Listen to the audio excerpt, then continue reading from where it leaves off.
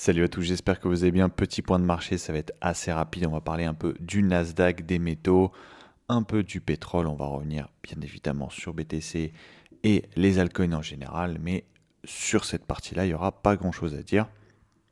Nasdaq, ce qui est intéressant, c'est que du coup, on a eu un rejet de la MM200, que je vous avais montré juste ici. Donc ça, c'est le futur. Si jamais on va sur le Nasdaq, hop, en spot, on voit même que la MM200 n'a pas été touchée. Donc pour l'instant, rien à signaler, même si je le surveille toujours parce que au niveau des futurs, hier, on a encore joué, on avait joué ici, on a rejoué ici, ici on avait transpercé, après on avait eu un rejet. Donc je continue de le surveiller, mais pour l'instant, il n'y a absolument pas de shake-out. Pour moi, si jamais vraiment on vient casser cette MM200, surtout si sur le spot, je pense qu'on va avoir une baisse générale des marchés. Je ne pense pas que le BTC et ETH vont faire leur chemin à part. Je pense que si jamais il y a une baisse sur la technologie, on aura une baisse aussi sur les crypto-monnaies. Donc pour l'instant, rien à dire. On a une petite remontée. Le gold, pareil, il y a une remontée par rapport à cet excès baissier. Il y a eu un excès haussier tout comme ça. Un excès baissier juste ici. Là, on peut voir qu'en une heure, aujourd'hui, on a bien poussé. Mais si jamais on se met en 4 heures, on n'est absolument pas en break de structure. Pour l'instant, c'est juste du complexe. On a un high là. Donc ça, c'est le higher time frame. Mais même en 4 heures, on voit bien que hop, cette petite zone juste ici, là, il y a eu un excès de liquidité, enfin juste une prise de liquidité, pardon, pour après revenir ici, mais il n'y a rien de particulier. On casse rien, donc pour l'instant sur les métaux, il n'y a rien à dire, même si on est bullish en une heure, vu qu'on est bearish en 4 heures et en daily. Pour l'instant, il n'y a rien à dire en voyant ici. Pareil pour le silver qui est beaucoup plus bearish que le gold. Le silver, quant à lui, je pense pas qu'il reprenne du poil de la bête, même s'il vient par ici. Pour moi, vraiment, cette supply-là, ce sera une supply à short pour aller viser en dessous. Et le retour, je pense, de cette liquidité juste ici pour un retour entre les 52 et les 64. Mais pareil que le gold à court terme, on voit qu'on est juste venu prendre toutes les liquidités juste ici. C'est un classique quand vous voyez vraiment toute une baisse comme ça où les gens peuvent shorter. Vous vous doutez bien que hop, on va pas les laisser se mettre bien. On va venir les liquider hop, juste ici. Même si pour la suite, je vois personnellement, du coup, comme je vous ai dit, une continuation baissière. À court terme, c'est juste de la prise de liquidité de ces niveaux. Le pétrole, pareil, le pétrole, en fait, il a explosé à partir d'aujourd'hui, tout simplement parce qu'il y a des tensions entre l'Iran et les États-Unis. Le pétrole, de toute façon, même si j'aime bien l'analyser pour des rebonds potentiels, pour jouer plus sur les pétrolières, en général, je ne l'achète pas en direct le pétrole. Je regarde juste à peu près les niveaux pour acheter, notamment en France, du Total. Mais le pétrole, c'est un des actifs les plus liés à la géopolitique. Et là, comme les tensions entre l'Iran et les États-Unis, le pétrole reprend un peu du poil de la bête. Sur BTC, pareil, il y a eu un up du Nasdaq à l'open. Du coup, le BTC a suivi, mais après, il s'est fait remballer. Pourquoi? Parce qu'il est beaucoup moins fort que le Nasdaq.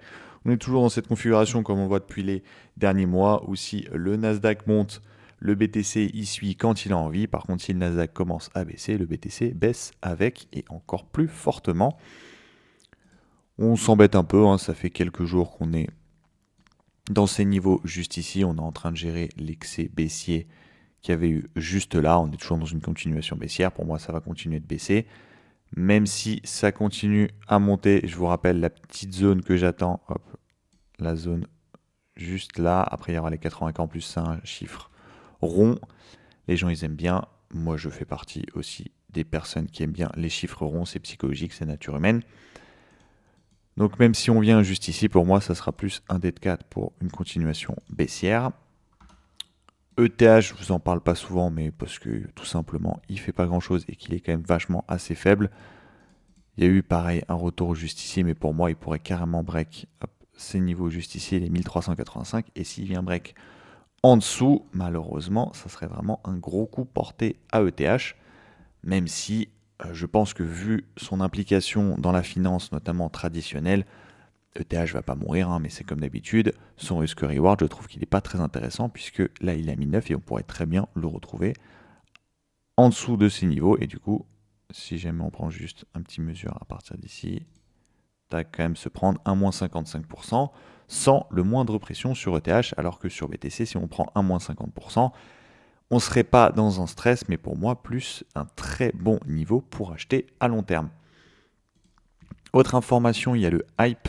Je ne sais pas si vous avez vu passer, ils vont débloquer des hypes pour les vendre je vous laisserai lire l'article, mais ça va être très bon pour le long terme. À court terme, du coup, ça va sûrement faire une pression vendeuse. Donc, on est pas mal. Je regarderai ce qui se passe. Hop, je vous remets ma zone. Donc, cette zone juste ici, on est entre les 20 et les 27. Sauf que s'il y a une grosse pression vendeuse, on pourra aller plus bas. Mais je vais quand même voir ce qui se passe et je pense essayer de prendre une position en dérivé. Et si jamais on arrive à refaire un rebond technique au niveau des 30, je pense que je lâcherai ma position. Et si jamais on vient break par le bas, je pense que je sortirai avec une légère perte pour attendre la zone golden ticket entre les 9 et les 17. Et là, cette fois, je prendrai du spot puisque je considérerais que c'est une zone à long terme bien sympa. Mais bien évidemment, je n'achèterai pas dès qu'on arriverait dans cette zone. J'achèterai si jamais je vois qu'on commence à faire une belle structure dans cette zone puisque je ne suis pas non plus pressé de rentrer sur le marché. Pareil pour le pump, je vous redonne. Hop, truc, j'attends ces niveaux juste ici, un peu en dessous, je regarderai, pourquoi pas. Hop, on va remettre en grand. Tac, cette zone juste ici, je vais pouvoir potentiellement commencer à regarder. Hop, ce qu'il voudrait dire en fait, quand je mets cette zone là, pour moi, c'est que en dessous, je commencerai à regarder ce qui se passe. Hop, en dessous, il y aura sûrement une horizontalité et dans ces niveaux là, je commencerai à regarder. Donc, ce sera sûrement entre ces niveaux là. Hop, je le refais. Tac, voilà. Entre ces niveaux-là, si jamais je vois qu'il commence à avoir une formation un peu horizontale ou un setup que j'aime bien en interne, je pourrais prendre sur les dérivés. Et si jamais on vient en dessous de ces niveaux, ça sera plus pour du spot si jamais je vois exactement comme sur le hype qu'on fait un setup horizontal pendant quelques jours, quelques semaines. En parlant de zone que je surveillerai pour un setup horizontal, un peu comme ce qui s'est passé en 2022 et 2023 avant de potentiellement prendre du spot, je vous remets ma zone sur Solana qui est compris entre les 8 et les 48.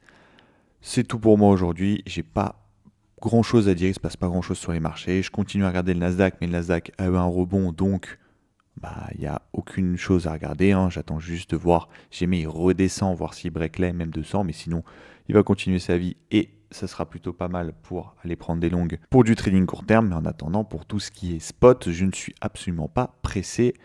Si jamais on a de toute façon une baisse sur le Nasdaq, je pense qu'on aura des très bonnes opportunités sur les actions et du coup, il y a moyen que mes liquidités se portent beaucoup plus sur les actions que sur les cryptos, en espérant que si jamais c'est le cas, bon là vraiment on aura le temps d'en reparler dans ce cas-là, en espérant du coup que le Nasdaq remonte, que je puisse vendre pas mal d'actions et rotate pendant la phase horizontale des crypto-monnaies et voire même une baisse du BTC. En tout cas, c'est tout pour moi aujourd'hui, j'ai pas plus de choses à vous dire, donc je ne vais pas plus vous prendre votre temps. En tout cas, je vous remercie justement pour ce temps que vous m'avez consacré. Je vous dis à la prochaine. Tchuss!